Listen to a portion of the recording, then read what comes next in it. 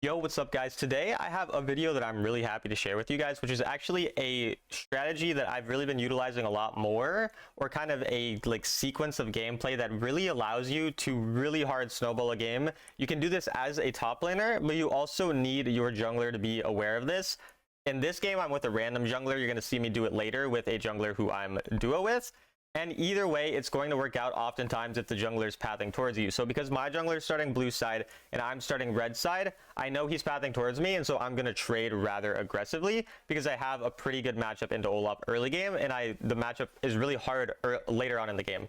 So I really want to get the lane or the game to be in a really good spot early. And so this is where I'm going to start explaining the strategy. So basically what you're doing is you're trying to stack a really big wave to dive the enemy when you have a level advantage, by stacking a big wave, because you'll have cleared their entire wave, they haven't cleared yours yet, and because your jungler is pathing towards you, if they do decide to gank you, you can then dive them, and then once you dive them, you want to stay on the turret for a long time to get a bunch of turret plates, and even if you die, you're going to deny the minions to the enemy because they'll die to the turret, and all of this. So the first thing that's important for this strategy is oftentimes letting the wave be frozen in a situation like this. So you can see here, I took a hard trade on him, again, because I know I want us both low health so that I can trade with him hard. I know once I'm level 2 with my rage bar, I'm going to be really happy to trade in the wave like this to get that health back.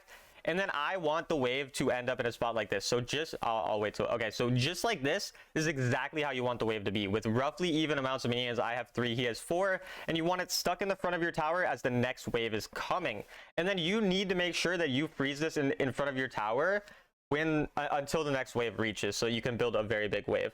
Now you can only do this when you have the advantageous matchup, because obviously if you're in a disadvantageous matchup, you're just not going to be able to do this. But notice how I walk at him, so he's really scared to walk too far up and push the wave under turret. And so now I'm here with 6 minions to his 4, building up a very big minion wave. And then again, I'm going to trade hard on this minion wave, because what does this minion wave mean? It means I have the XP diff because I've killed more minions than him. So here he ends up hitting level 3, but oftentimes you can have a level diff even on these types of trades. And then because of the fact that I have rage built up, I'm going to win the trade pretty hard because my champion is good in these types of trades. And so I'm going to force out his exhaust. I force out his flash, and right, he would want to recall here. But there's a reason he can't recall, and that's because I'm building up a giant minion wave, and if he recalls on this, he's going to lose all of these minions and fall super far behind. So now I'm pinging group to my jungler so that he notices how good of a position my wave is in.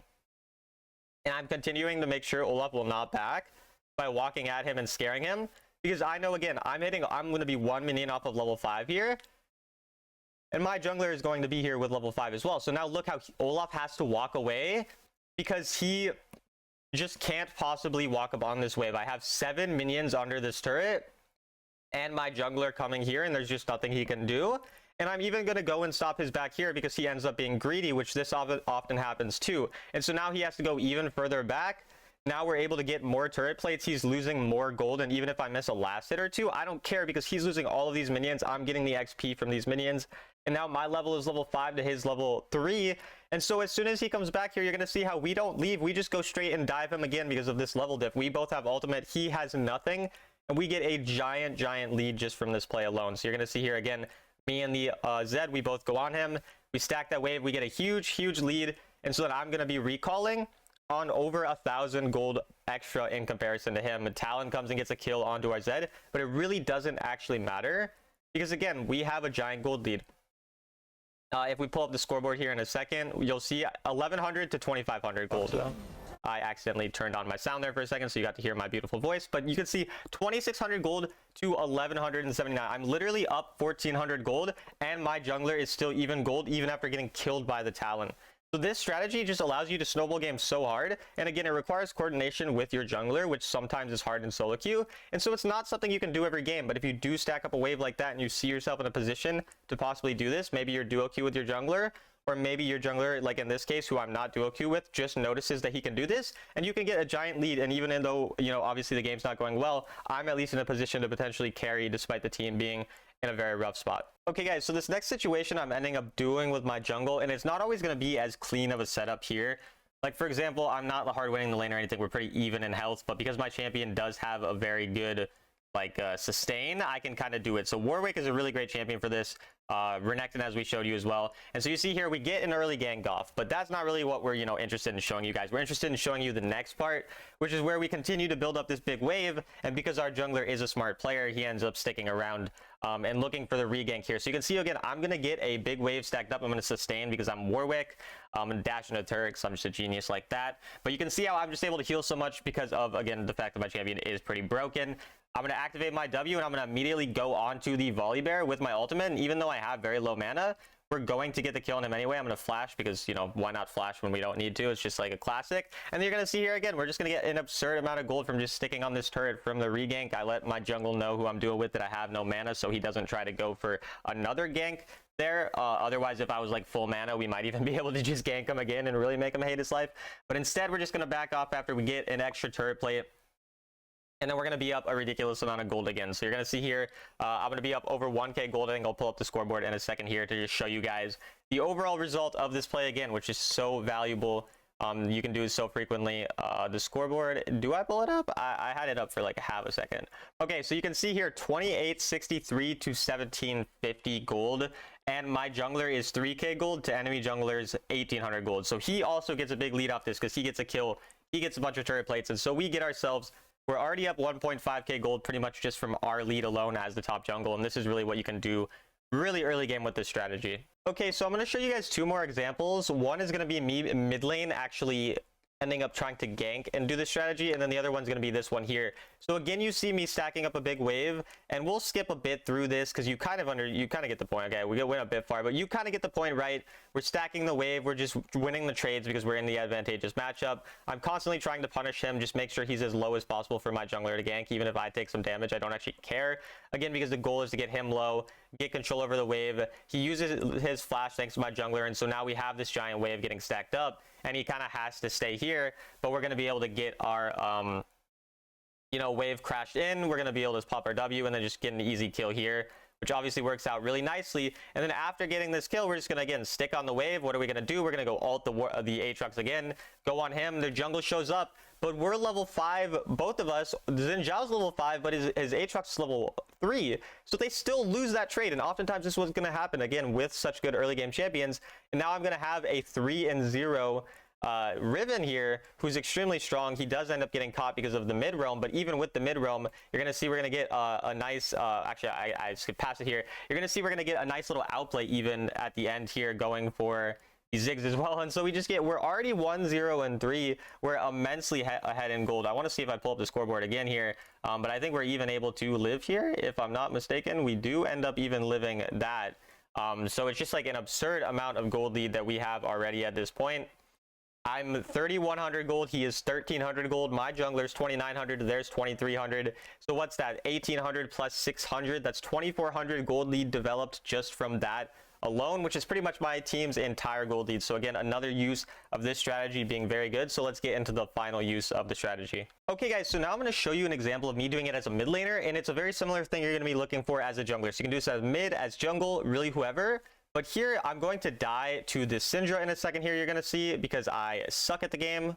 I do kill her, so it's kind of fine, but, you know, not the best. It is what it is. Either way, I know Syndra's dead as well, so I know she's going to be walking straight to mid out of base at about the same time as me. And so I'm going to do something where I actually decide to skip going to the mid wave. Normally, I tell you to go mid wave first, but what do I notice when I see, you know, this situation here? I see my jungler going bottom side. I see my...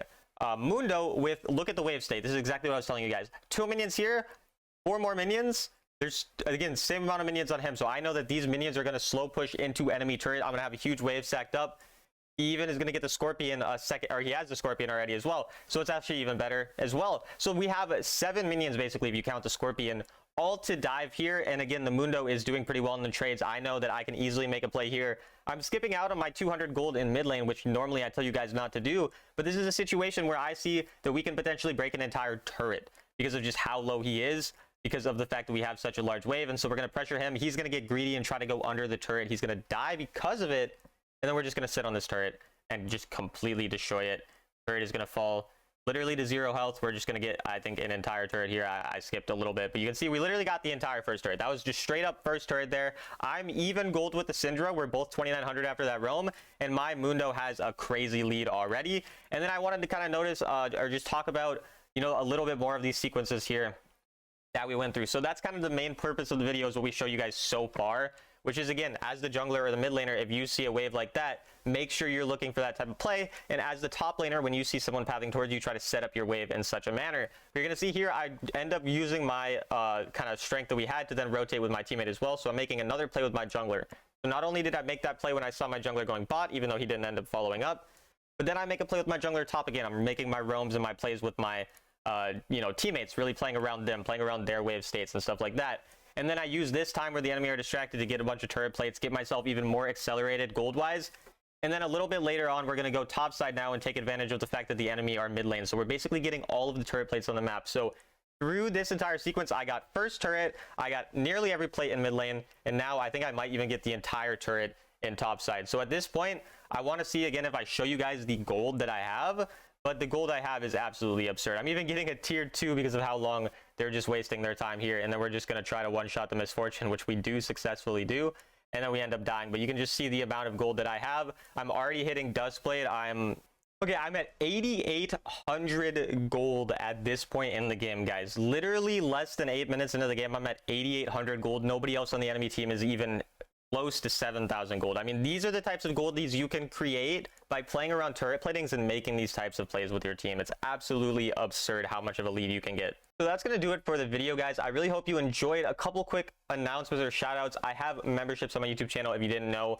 $5 for a month of a membership, you get access to my coaching notes, you get access to videos early, and you get some other small perks as well, like emotes and kind of a badge by your name, which I think is pretty cool. And then I've also shout out my members. So shout out to my members: Senna, Davd Goat, David Damasio, JB Bloop, Kobe Cesar, Pablo Ficop, and then a couple people whose names I don't know how to say because it's in a language I don't speak, and then the creator as well. Shout out to all of you guys. Thank you very much for your support. And lastly, for $15 an hour, I do coaching as a rank 5 sovereign autofill player. I feel like I can provide you guys important concepts such as this concept shown in this video. Just $15 an hour. DM me on Discord, Talon1169, or through the link in the description. And as always, I hope you guys enjoyed this video, and I'll see you tomorrow.